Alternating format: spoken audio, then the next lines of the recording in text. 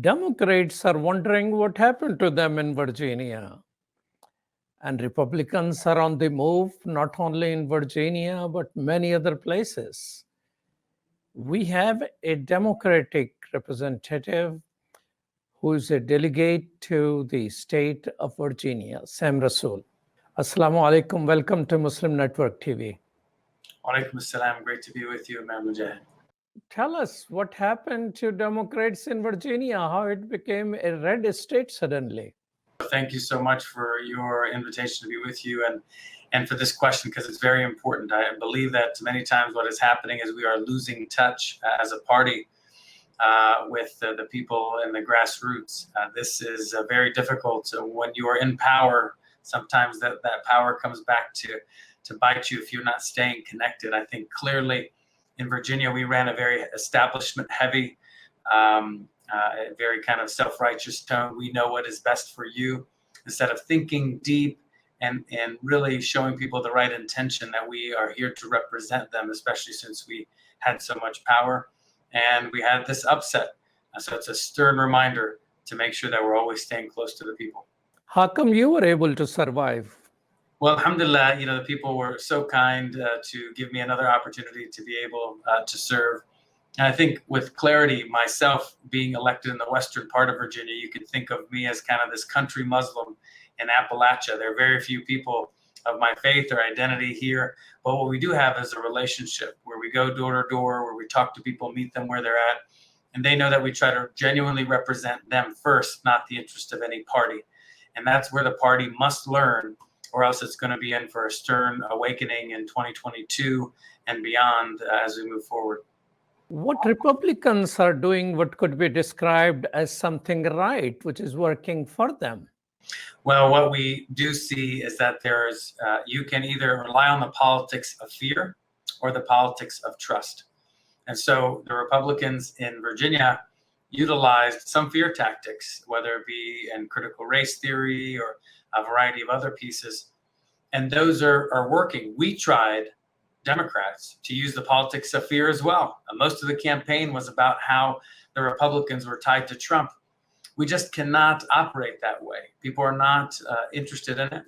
And our strength is going to be in leveraging the politics of trust and showing people we are here to represent them, especially since we have been in power, so that they can trust us to continue to try to represent their interests. And we failed to do that during the campaign season and make that connection with rural voters, with Black and brown individuals, and certainly with progressives across the state. So are there Democratic candidates, Democratic leadership in Virginia who are listening to voices like yours? I think it is certainly a growing minority. We are, as people are looking for answers. I think when we were talking about 2014, 2015, there were very few of us. After the 2016 election, many more people stepped up and said, we've got to do something different. But the problem is that in this case, history repeated itself somewhat.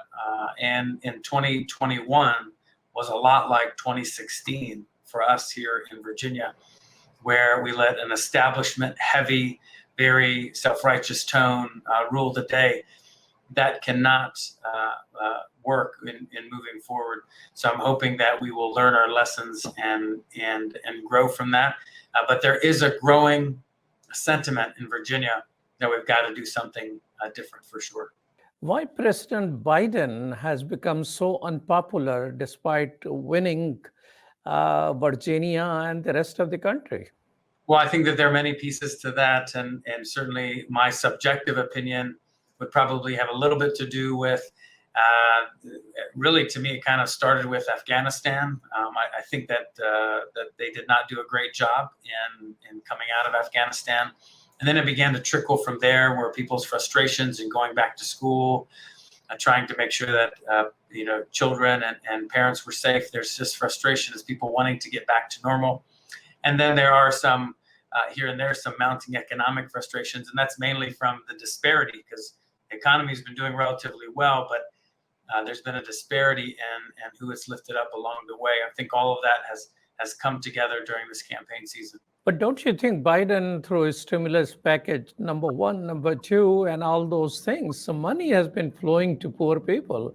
I mean, poverty somewhat has gone down, statistically speaking, bringing more people able to handle themselves. So why that was not something which Democrats could take advantage of? Yeah, I mean, so I believe that President Biden has done a pretty good job in many different ways, for sure, trying to analyze the data. Specifically here in Virginia, we certainly just did not talk about all of the good things that we've done and then how we can do more to build on that. That was not the basis of the campaign. And a message to candidates out there in 2022 and beyond, you have to articulate your vision of how you're going to improve people's lives. And what we did mainly was to talk about how the Republican candidates were tied to Trump. We were not focused on the successes we've had and what more we can be doing to help people. So we failed at a campaign level, not so much at the policy level. Is that what, a Democratic strategist, James Carville, he blames Terry McAuliffe's governor election loss in Virginia on quote unquote stupid wokeness. I'm still trying to understand what wokeness is, but a Democrat is using right here the terminology which probably Republicans came up with. What is wokeness and what is he talking about? Yeah, so I mean, classic example of a very establishment figure wanting to blame the progressive left for a loss. Now, regardless of where your political affiliation is, if you're more moderate or more progressive or more conservative, understand this. We nominated the most establishment, most moderate white male we could here in Virginia. We, in Virginia, passed legislation that was very reasonable along the way. A lot of the progressive legislation that we wanted did not pass. We have not passed progressive legislation at the federal level that is really pushing the envelope. So I believe that the moderates have had control every step of the way. The reality is we've lacked the ability to articulate clearly how we're going to improve people's lives. And there are a number of progressive policies that if we had the fortitude to explain it to people and the courage to stand up to big moneyed interests, very powerful, well-funded special interests, that we could make this connection and people will see that we're operating in their best interest. But many times these well-funded interests, they convolute the conversation. Sam, I mean, you have tried to run for the Democratic primary as the deputy governor of Virginia, and a moderate defeated you there. Do you think this conflict between moderate Democrats and progressive Democrats is going to essentially drown the Democratic chances in the forthcoming election? I think that this is a false narrative. I think that the Democratic Party, to be successful, must be a big tent party where people who are both moderate and liberal can find a home. What really gets in our way is these powerful special interests who come in and fund these candidates and put their finger on the scale. So what actually happened wasn't that a more moderate candidate was nominated, for example, in my race. I think that by all accounts, you can see that not only establishment, but very well-funded corporate interests came in and said, oh, we can control these policies better with this candidate.